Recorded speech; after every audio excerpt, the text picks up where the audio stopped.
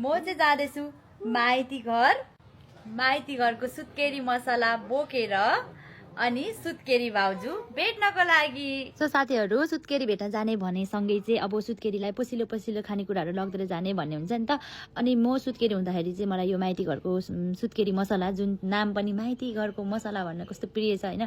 अनि मैले चाहिँ यो एकदमै खाएको थिएँ, मलाई पनि यसले चाहिँ एकदमै हेल्प गरेको थियो रिकभरहरू हुनको लागि होइन। अब हामी बच्चा जन्माइसकेपछि चाहिँ हाम्रो शरीर एकदमै कमजोर हुन्छ नि त, अनि अब रिकभर हुनको लागि टाइम लाग्छ, एकदमै कमजोरी हुन्छ। अनि र मलाई चाहिँ एकदमै हेल्प भएको थियो। अनि मैले मेरो भाउजूलाई पनि मैले ल्याइदिएको माइती घरको मसला। अनि यो चाहिँ दुधहरू आएन भनेदेखि यो खाने होइन। अनि यो फ्रुट, यो ड्राई फ्रुटहरू छ, ड्राई फ्रुटको यो छ है।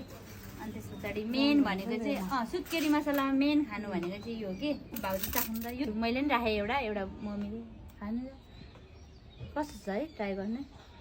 तपाईँले पनि खाँदा हुन्छ यसो बुहारीलाई ए मम्मी अस्ति खानुभएको छ। कस्तो छ टेस्ट भाउजू? मिठो छ है, यस्तो मिठो छ।